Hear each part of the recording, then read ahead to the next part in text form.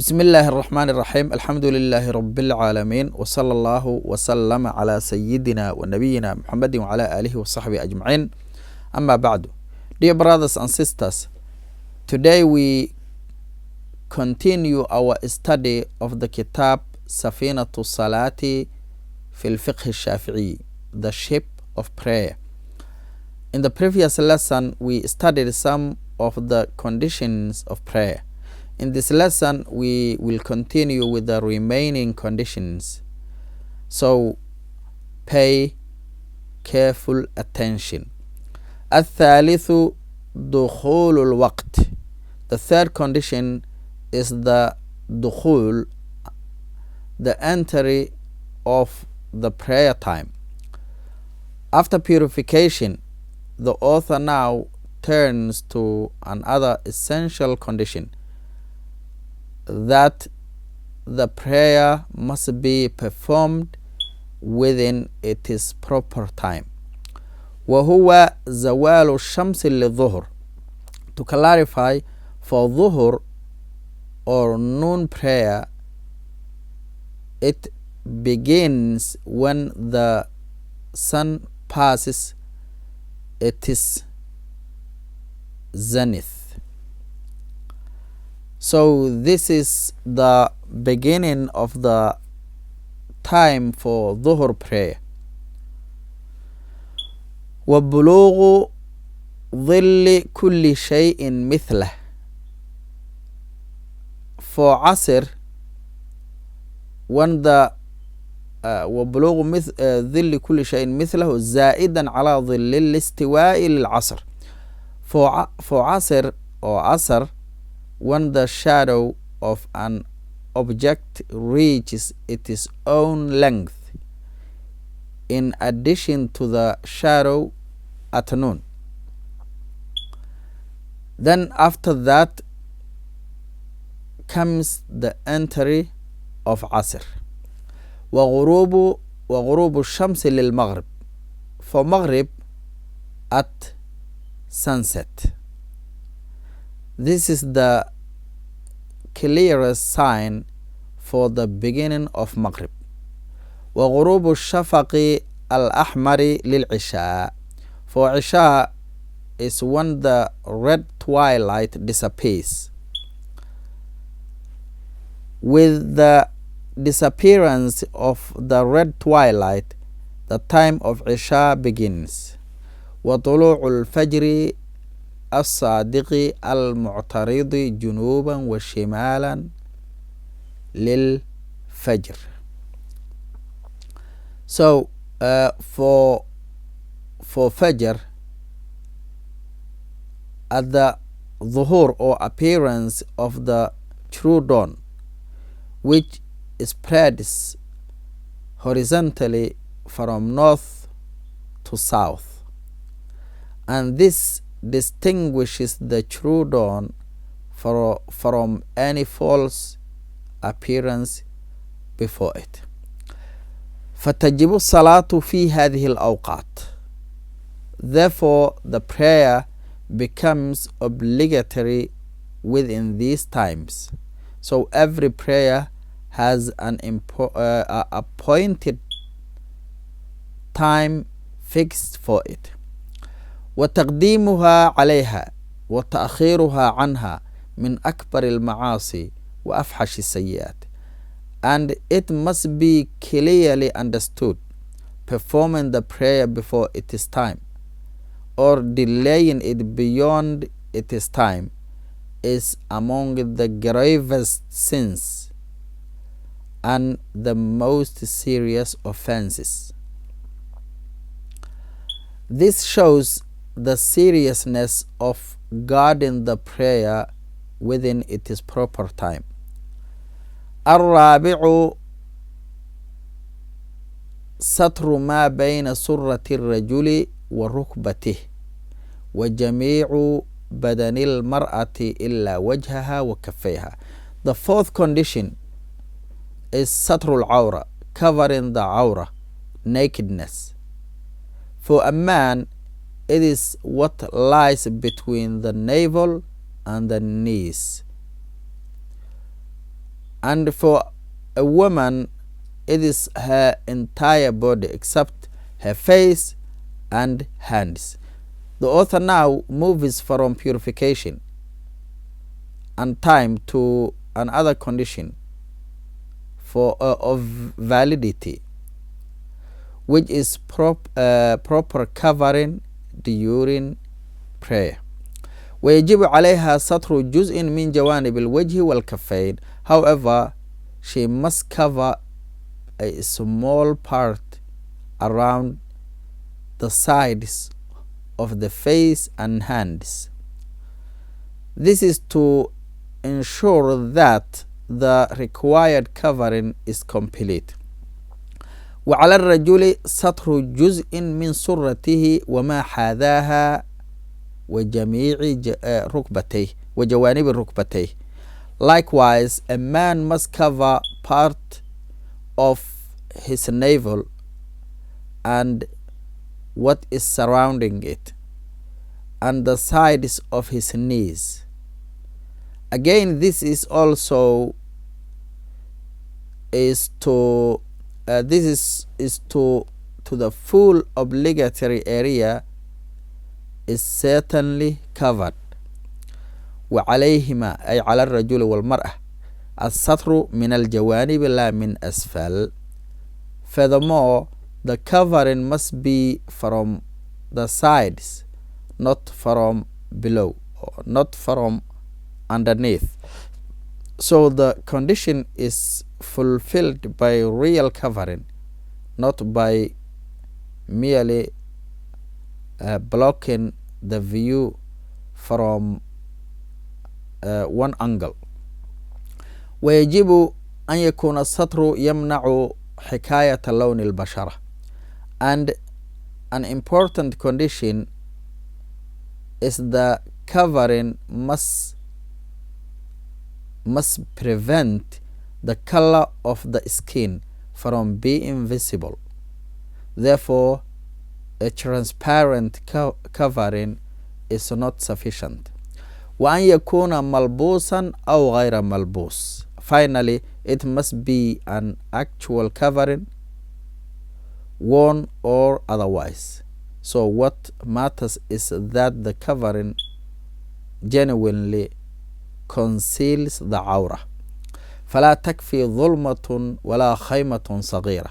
Therefore, darkness or a small enclosure such as a small tent is not sufficient. الخامس استقبال القبلة بالصدر في القيام والقعود وبالمنكبين ومعظم البدن في غيرهما. The fifth condition is facing the Qibla. To clarify, in standing and sitting, one must face the Qibla with the chest, and in other positions with the shoulders and the most of the body. So after purity, time and covering the aura, the author now mentions another necessary condition, which is directing oneself properly towards the Qibla. إلا إذا اشتد الخوف المباح ولم يتمكن من الاستقبال. However, if there is intense permissible fear and one is unable to face the Qibla, so this is exceptional. Here the author teaches us that the sacred law based on ability and hardship brings concession. فيصلي كيف أمكنه ولا إعادة عليه. Then he prays in whatever manner he is able, and no repetition is required of him. I mean, he will not make up that prayer. So when a person truly cannot fulfill this condition, he prays according to his capacity, and that prayer is sufficient for him. السادس أن يكون المصلي مسلما. So sixth condition is that the one praying must be a Muslim. This is because prayer is an act of worship built upon faith. So Islam is a necessary condition for its validity. السابع أن يكون عاقلا. The seventh condition is that the person must be of sound mind. So along with Islam, aql and having sound mind is also required, because prayer requires awareness and understanding. فالمجنون والصبي الذي لم يميز لا صلاة عليهما ولا تصح منهما. Therefore, the insane person, majnun, and the child who has not yet reached the discernment or understanding, tamiz, are not required to pray, and their prayer is not valid. In other words, legal responsibility here depends upon sound mind and discernment.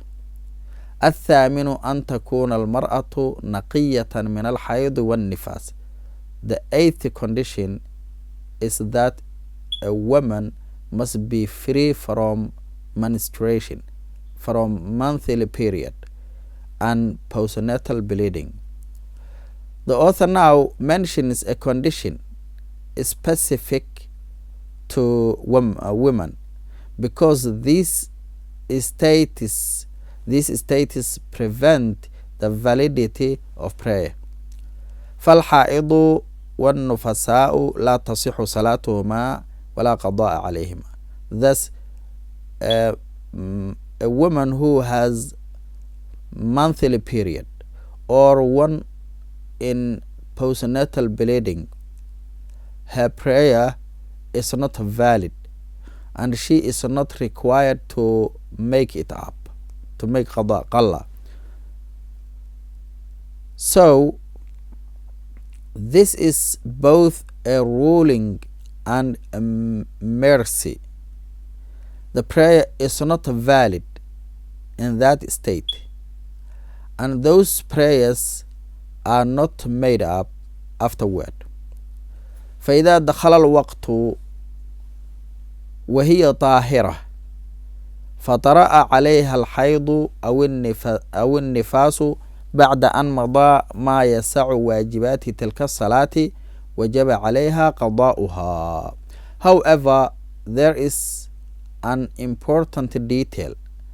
If the time of prayer enters while she is in a state of purity, then monthly period or postnatal bleeding begins after enough time has passed to perform the obligatory acts of that prayer. Then she is required to make up that prayer. So if enough time had passed for her to perform that prayer while pure, then that prayer becomes due upon her, obligatory upon her. وإذا انقطع الحيض والنفاس ولم يعد، فإن كان في وقت الصبح أو الظهر أو المغرب ولو بقي منه قدر ما يسع الله أكبر وجب قضاء ذلك الفرض. Furthermore, when monthly period or postnatal bleeding ends and does not return, then the ruling differs as follows. If this occurs during the time of Fajr or Zuhr or Maghrib, even if only enough time remains to say Allahu Akbar, then she must make up the specific prayer, meaning the presence of even a very small portion of the prayer time while pure is enough for that prayer to become due. وإن كان في وقت العصر أو العشاء ولو بقي منه قدر ما يسع الله أكبر وجب قضاء ذلك الفرض والذي قبله وهو الظهر أو المغرب. However, if it occurs during the time of Asr or Isha, even if only enough time remains to say Allahu Akbar, then she must make up that prayer as well as the one before it, namely Dhuhr with Asr or Maghrib with Isha. This is because these two prayers are linked in this ruling, so both become due in that case. وآخر دعوانا أن الحمد لله رب العالمين والسلام عليكم ورحمة الله وبركاته.